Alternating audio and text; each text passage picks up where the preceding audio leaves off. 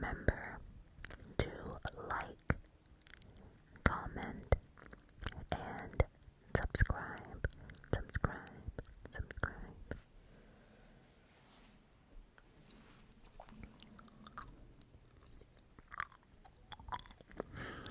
My family and I lived in several different apartments when I was a young child. One of the apartments we moved into happened in a hurry.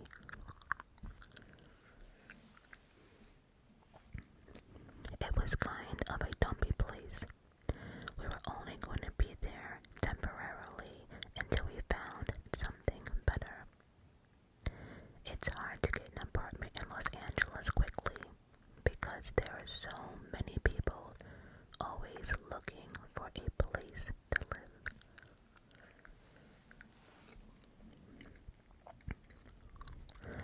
While we were moving in, my mother overheard some of the neighbors talking to each other. We didn't catch the entirety of it, but they said something about a little girl named Alice and how sad it was that she died.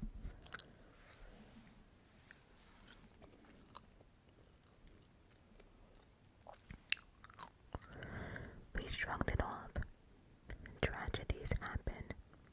It's a shame, but there was nothing we could really do about it, and we were too busy moving to talk to anyone about it. So, we soon forgot what the neighbor had said, and we worried about ourselves and our day-to-day lives.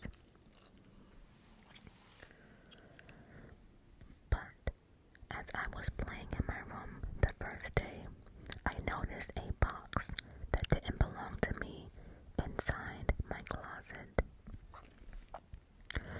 When we first walked around the place, it had been empty.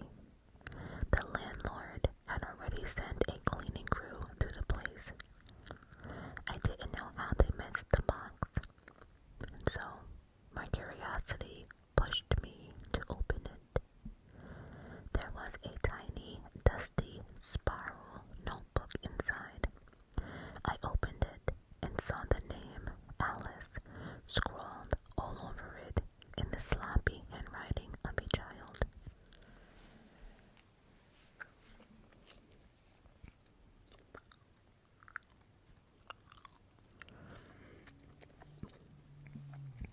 The neighbor had said something about a girl named Alice dying, but it couldn't have been this house, in the room I was staying in, right?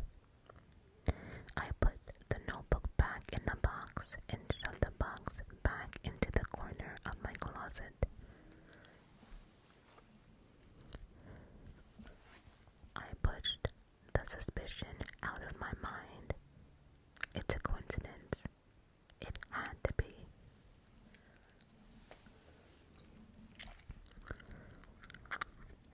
Days passed. My parents set up my bed in my room and put all my clothes in my closet, but they insisted on keeping all the toys in the living room. So, I spent most of my time out there. I tried to put the notebook out of my head, but I couldn't. Every time I went into my bedroom, I got this eerie feeling like I was being watched from my closet. It made it hard to sleep at night. I kept hallucinating and thinking I saw two eyes staring at me from the back of my closet. But I was a little kid with an active imagination. I know if I told my parents about it, they'd tell me it wasn't real.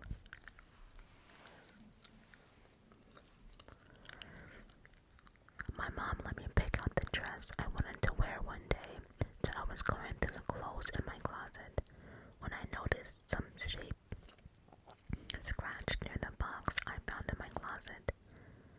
I thought it was just a blemish that had been worn into my pants, into the paint, but I squinted at it and shoved my clothes aside. Until I realized that it said Alice. It was crude, like someone had taken a butter knife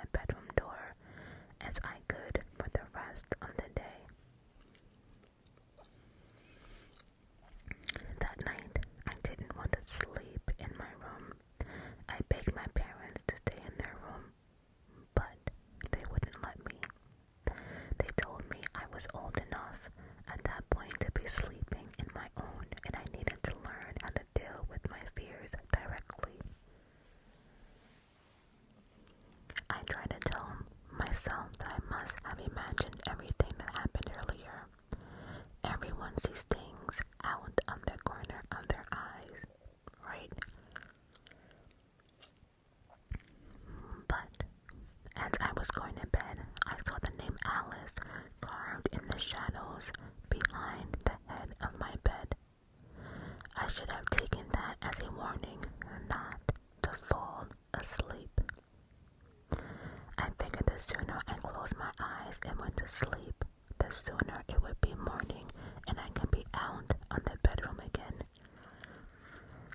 I had that feeling of being watched again, but I forced myself to ignore it. I didn't even look inside the closet, but I can feel the eyes. I woke up in the middle of the night to the sensation of being choked. I gasped and tried to scream as I woke, but it wasn't working.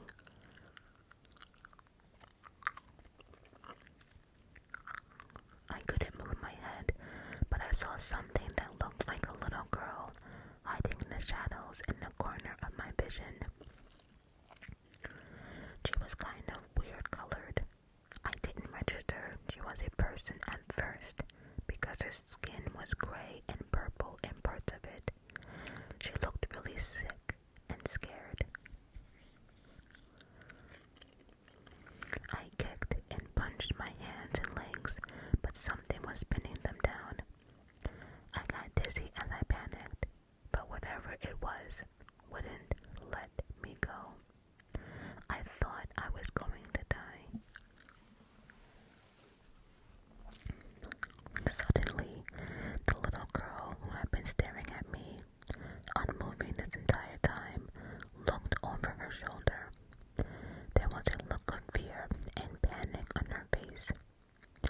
She ran to the window, opened it, and quickly jumped through the screen door. I had to physically close it myself later, or I would have for sure thought I hallucinated this part with the lack of oxygen reaching my brain.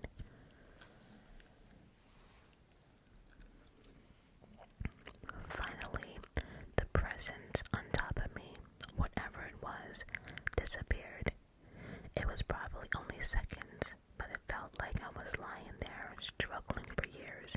I ran out the room, screaming and pounding on my parents' door.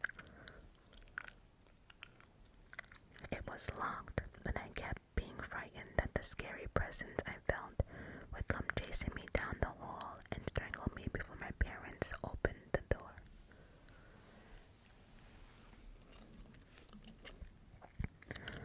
My blurry-eyed dad finally opened the door. "What is it?" I pushed past him into my parents' room.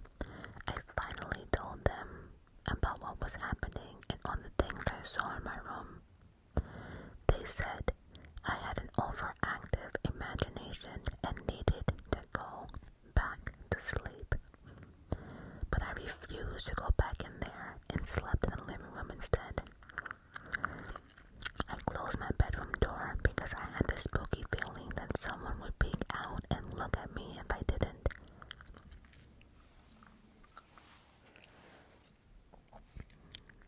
And I fell asleep on the couch. It was more peaceful there. I didn't feel like I was being watched there, and nothing bad happened. That's where I slept every night, even though my parents kept urging me to go back into my room.